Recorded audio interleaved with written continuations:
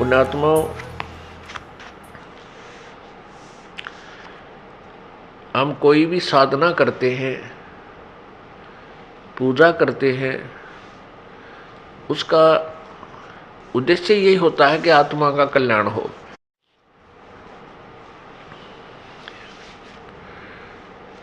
और फिर हमारे सांसारिक जीवन में, हमारे संसार के अंदर संसारिक कार्य, इस मनुष्य जीवन में जो हमारे ऊपर आने वाली आपदाएं हैं वो भी टले। क्योंकि यहाँ आपदाओं पर आपदाएं आएंगी तो हम भक्ति नहीं कर सकते, आत्म कल्याण नहीं करवा सकते। फिर हमने ये सेलेक्ट करना है, ये चुनना पड़ेगा कि वो कौन प्रभु है जो हमारे प्रारब्ध में, किस्मत में लिखे हुए संकटों को समाप्त कर सके, नाश कर सके, अक्षमा कर सके। अब कष्ट संकट किस लिए आते हैं, दुख किस लिए आता है और सुख किस कारण से होता है? सर्वविदित है कि सुख पुण्य से होता है और दुख पाप से होता है। तो पुण्यात्माओं, जो हमारे पूर्व जन्म के किए हुए कष्ट हैं, दुख, किए हुए पाप हैं, उनके कारण हम संकटों से घिर जाते हैं। और ये हमें मालूम है कि भगवान संकट मोचन है। उस संकट मोचन से हम फिर अपने संकटों के निवारण के लिए चेष्टा करते हैं। फिर हमें ये भी पता है कि परमात्मा का मार्ग, हमारे संकटों का मोचन जो है, संतों द्वारा ही होता है, ईश्वरीय शक्ति से। इसलिए हम संतों की तलाश में फिर चलते हैं। और कुछ दंत कथाएं सुनी होती हैं, कोई मंदिर जाता है, कहते हैं उस मंदिर में जाने से संकट निवारण होता है। कोई किसी मजार पर जाता है, किसी पीर की मंडी पर जाता है कि वहाँ जाने से संकट निवारण होते हैं। कोई किसी तालाब, जोहड़ में या दरिया में स्नान करने जाता है कि उसमें स्नान करने से संकट मोचन होता है, कष्ट निवारण होते हैं। इन सभी श्रुतियों से, इन सब सुनी सुनाई बातों से हम अपने संकट के निवारण के लिए प्रयत्नशील रहते हैं। हमें मालूम है कि परमात्मा हमारे दुखों का निवारण करता है। उस उद्देश्य से हम घर से निकलते हैं। जिसको जैसा भी ज्ञान होता है, कोई मंदिर में जाता है, कोई मस्जिद में, कोई गुरुद्वारे में, कोई चर्च में, कोई किसी तीर्थ धाम पर जाता है, कोई किसी तालाब पर स्नानार्थ जाता है, और कोई संतों के पास जाता है। वहां जाने के बाद फिर भी वो सुखी नहीं हो रहा। उसका कारण क्या है? सबसे पहले हमने ये जानना होगा, जिस संत के पास आप जाते हो वो आपको कोई ना कोई जंतर मंत्र, भक्ति साधना का अवश्य बताता है कि आप ऐसे करो, आपका कष्ट निवारण हो जाएगा। तो जो दुखी है, जैसे कोई रोगी वैद्य के पास जाता है, वैद्य उसको जो दवाई देता है, औषधि देता है, वो उसको खाता है और बताए अनुसार सारी परहेज रखता है। और फिर भी उसको आराम नहीं हो रहा तो डॉक्टर ठीक नहीं, वो दवाई सही नहीं लगी तेरी, वो डॉक्टर ठीक नहीं, वो वैद्य ठीक नहीं, उसको ज्ञान नहीं है, आपकी बीमारी से, रोग से परिचित नहीं है। तो क्या करते हैं? फिर दूसरे वैद्य के पास जाते हैं, फिर तीसरे के पास जाते हैं। जब तक रोग नहीं कटेगा तब तक आप चैन से बैठ नहीं सकते, और न ही बैठना चाहिए।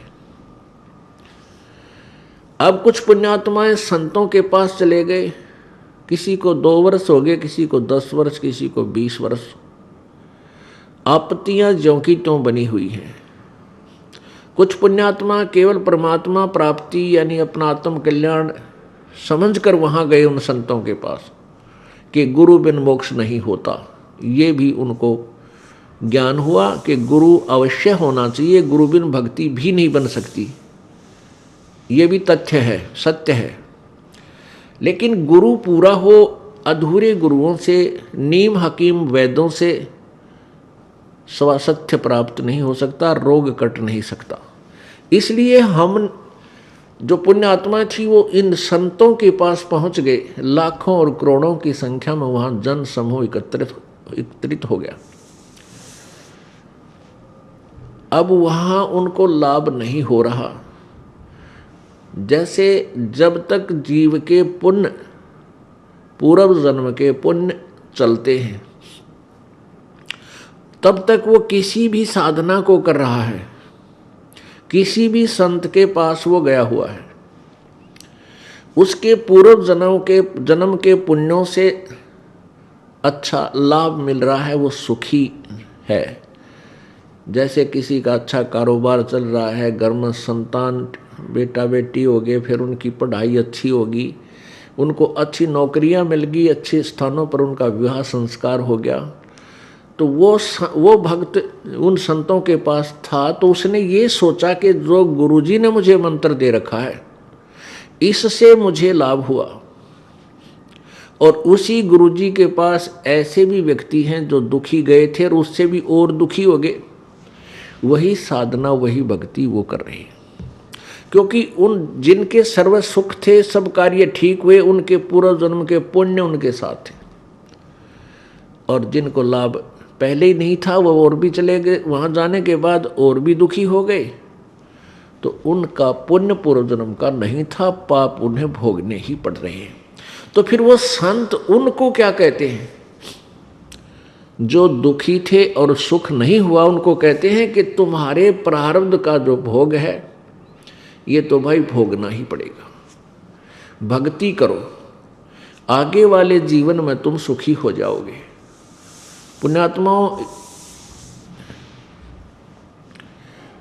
जब वो संत ये कह देते हैं कि तुम्हारे प्रारब्ध का जो भोग है वही तुम्हें मिलेगा, तुम्हारे प्रारब्ध में, तुम्हारी किस्मत में पुण्य है तो सुख मिलेगा, पाप है तो दुख मिलेगा ही मिलेगा,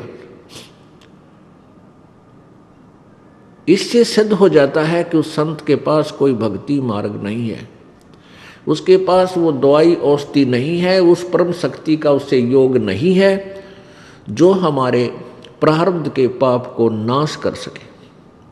और पाप नाश हुए बिना सुख नहीं हो सकता। जैसे किसी के पैर में कांटा लगा हो और कोई किसी के पास जाकर कहता है कि मेरे पैर में पीड़ा है, उसने बता दिया कि तेरे पैर में कांटा लगा हुआ है, गहरा चला गया है, ऊपर दिखाई नहीं दे रहा है,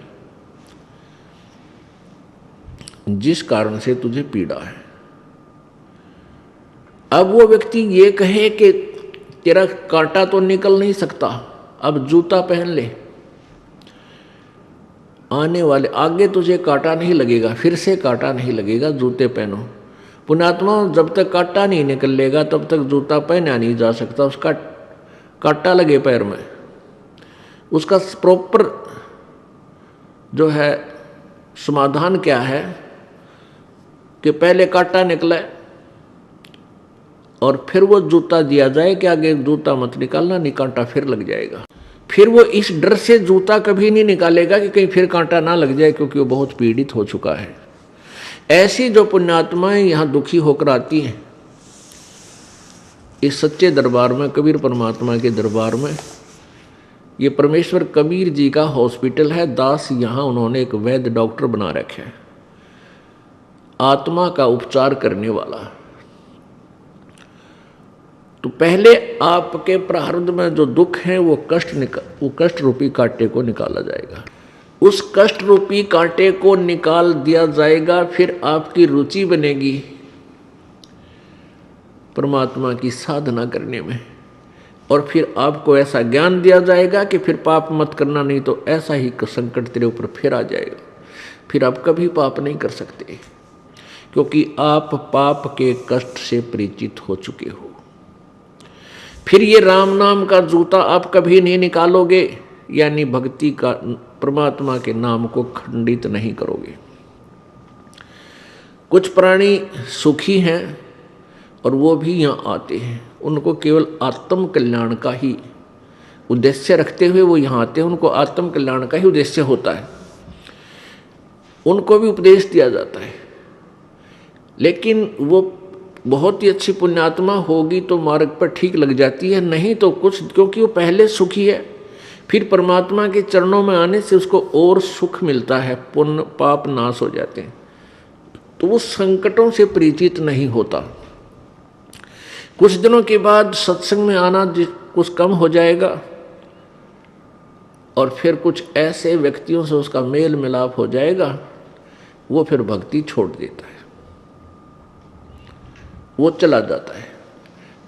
परमात्मा कहते हैं इतना सुख भी ना दे भगवान। कबीर भगवान जी अपनी अमृत वाणी में, अपनी मुख से उच्चारित उस अमर वाणी में अपने ही ऊपर वाणी बोलकर हमें समझा रहे हैं। क्या कहते हैं कि कबीर सुख के माथे सिला पड़ो, जो नाम हृदय से जाए, और बलिहारी उस दुख के जो पल पल नाम रटावे। परमेश्वर कहते हैं हे भगवान, इसे सुख का आग लगे जो आपसे दूर करे, और ऐसा कष्ट हमारे ऊपर रखना प्रभु, तेरी याद बनी रहे। बलिहारी हूं उस दुख के जो भगवान याद दिवावे। तो पुण्यात्माओं, जो अच्छी आत्माएं थी, जो पिछले संस्कार से जिनके पास पुण्य थे, वो भी परमात्मा की तलाश में उन संतों के पास चले गए जो नकली साधना बताते हैं, और उनका सिद्धांत यही है कि किए हुए कर्म का भोग तो जीव को भोगना ही पड़ता है, भाग्य में परिवर्तन नहीं हो सकता। जब हम दुखी हैं और परमात्मा के साधना से पाप नाश नहीं होते, संकट निवारण नहीं होते, तो भक्ति की आवश्यकता समाप्त हो जाएगी, परमात्मा की आवश्यकता ही नहीं रहेगी। दुखी दुखी रहेगा, सुखी सुखी ही रहेगा, तो फिर भगवान की भक्ति की आवश्यकता ही नहीं है। इस कारण से उन नकली संतों और मनमुखी अपने सुनी सुनाई दंत कथाओं के आधार पर इन मंदिर मस्जिद गुरुद्वारों और चर्चों मंदिरों मड़ियों में, मज़ारों पर, तीर्थों पर स्नानार्थ या भक्तियार्थ जाने से लाभ कोई हुआ नहीं, भक्त जन नास्तिक हो गए। अब इतने नास्तिक हो गए कि भगवान की तरफ उनकी रुचि भी नहीं बनती, और संकट निवारण के लिए उन्होंने कौन सा प्रोसीजर अपना लिया।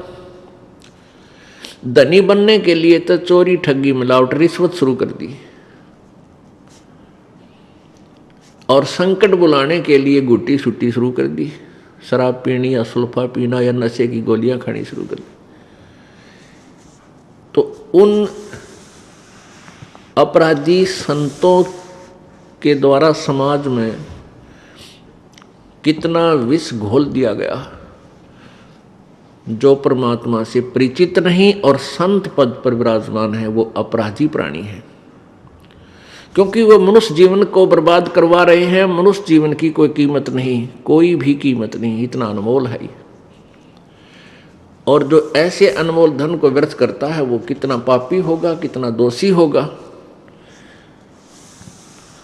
ये तो परमात्मा आगे अकाउंट लेगा, उसका लेखा लेगा, वहां पता चलेगा उस नकली गुरु को।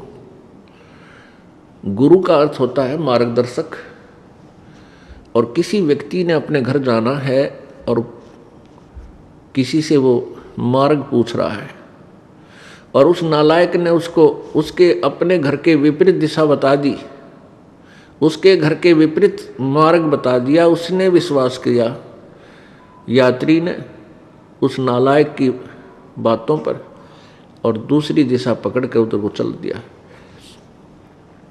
तो कितना पाप लगा उसको, सारा दिन व्यर्थ हुआ, उल्टी दिशा में सफर किया। ऐसे ही ये जो मार्गदर्शक संत हैं, जो वेदों और गीता जी तथा सदग्रंथों से परिचित नहीं और संत बन बैठे, ये पिछले जन्म के पुण्यकर्मी प्राणी थे। ये जो संत पद पर हैं, गुरु पद पर हैं, ये कौन थे? ये भक्ति की चाह में घर से निकले, आत्म कल्याण के लिए घर से निकले। आगे इनको नकली संत मिल गए, वो नकली गुरु मिल गए। उन नकली गुरुओं में, क्योंकि वो अच्छी आत्माएं थी, उन गुरुओं के साथ उनका एक नेक नाता भी बन गया और उनकी पिछले पुण्य कर्मों के कारण उनका स्वभाव भी अच्छा, उनकी लगन भी अच्छी देख करके किसी को तो उत्तराधिकारी बना दिया, किसी को प्रचारक बना दिया उस अज्ञान का। वो भोली आत्मा फिर आगे दुनिया को गुमराह करने लग गए, अपना कल्याण तब भूल गए, औरों का कल्याण में लग गए, जबकि स्वयं ज्ञान नहीं। और पूरी पृथ्वी पर अब यही